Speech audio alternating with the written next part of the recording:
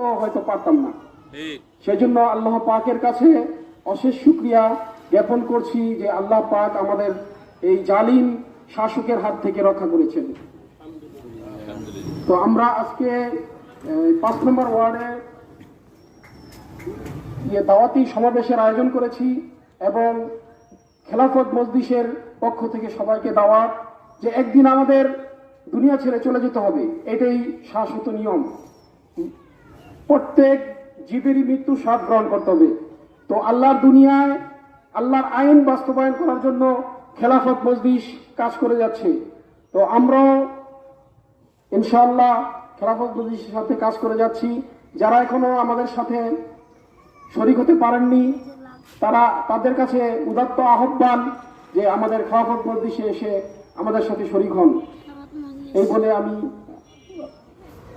দাওয়াতি সমাবেশের কার্যক্রম শুরু করছি।